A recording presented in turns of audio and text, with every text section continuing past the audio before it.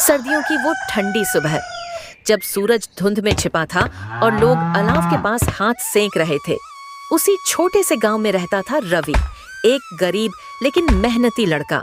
हे भगवान, आज तो ठंड हड्डियों तक घुस गई है। माँ, बाहर जाने का मन नहीं है। इतनी ठंड में कौन काम करेगा? बेटा, ठंड मेहनत करने वालों को नहीं रोकती।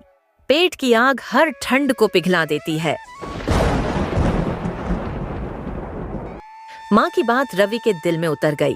उस रात उसने कुछ नया सोचने का निश्चय किया। रवि सोच में डूबा था। ठंड के मौसम में ऐसा क्या किया जाए जिससे कुछ कमाई हो सके।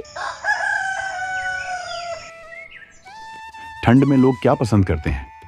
गरम चाय और पकौड़े। अगर मैं पकौड़े बेचूं तो सबको गर्मी भी मिलेगी और मुझे काम भी। विचार तो अच्छा है बेटा, लेकिन पैसे कहाँ से आएंगे? माँ, मैं गोविंद काका से मदद मांग लूंगा। वो चाय की दुकान चलाते हैं, जरूर कुछ सलाह देंगे। अगली सुबह रवि गोविंद काका के पास पहुंचा। दुकान पर अलाव जल रहा था। लोग चाय की चुस्कियां ले रहे थे। काका, मैं पकौड़े का ठेला लगाना चाहता हूँ, लेकिन थोड़े पैसे चाहिए। बहुत अच्छा सोच है बेटा। ठंड में गरम पकौड़े लोगों को खींच लेंगे। पर काका, मेरे पास पूंजी नहीं है।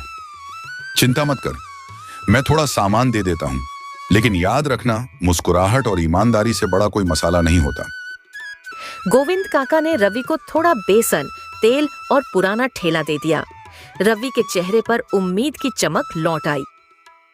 रवि ने पुराना ठेला साफ किया, नया रंग लगाया और लिखा, रवि के गर्मा गर्म पकौड़े। धीरे धीरे तेल गर्म हुआ, पकौड़ों की खुशबू फैलने लगी। अरे रवि, तू तो पकौड़े वाला बन गया।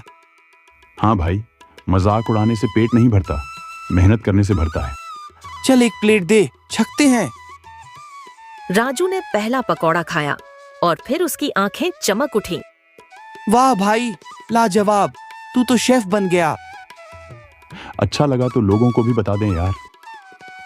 पकौड़ों की खुशबू पूरे चौक में फैल गई। लोग ठंड में गरम पकौड़े खाने आने लगे। अरे भाई, ऐसे पकौड़े तो शहर में भी नहीं मिलते। एक प्लेट दे बेटा, बच्चों को भी खिलाऊंगी। बस मिनट भर रुकिए, गर्मा गर्म निकल रहे हैं। शाम तक सारे पकौड़े बिक गए। रवि ने पहली बार अपने हाथों की मेहनत से पैसे कमाए।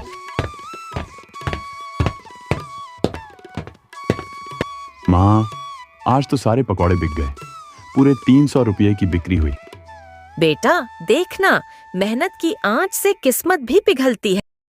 माँ, अब रोज ठेला लगाऊंगा। कल और ज्यादा पकौड़े बनाऊंगा।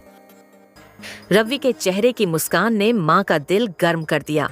ठंड अब उनके घर में नहीं थी। अगले हफ्तों में ठंड और बढ़ गई। कभी बारिश, कभी बर्फ जैसी हवाएं, लेकिन रवि नहीं रुका। अरे रवि, आज तो कोई बाहर नहीं निकलेगा, ठेला मत लगाना। जितनी ठंड बढ़ेगी उतनी मेरी बिक्री बढ़ेगी। लोग गर्मी ढूंढेंगे और वो गर्मी मेरे पकौड़ों में है। रवि हर हाल में ठेला लगाता रहा। धीरे धीरे उसका नाम पूरे गांव में फैल गया। अब लोग कहते, चलो रवि के पकौड़े खा आते हैं। हर दिन भीड़ बढ़ती जा रही थी। भाई, अब तो तेरे पकौड़े ब्रांड बन गए हैं।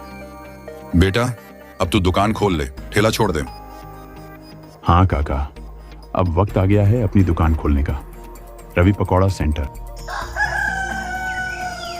लाल रंग की दुकान, पीली लाइटें और गरम पकौड़ों की खुशबू। गांव वाले तालियां बजा रहे थे। देख भाई, अब तू ठेला वाला नहीं, मालिक बन गया। मालिक वही होता है जो किसी को भूखा न सोने दे। मैं अब कुछ गरीब लड़कों को भी काम पर रखूंगा। कुछ साल बाद रवि की दुकान गांव से निकलकर शहरों में पहुंच गई। अब वो रवि पकौड़ा चेन का मालिक बन चुका था। रवि जी, आपकी सफलता का राज क्या है?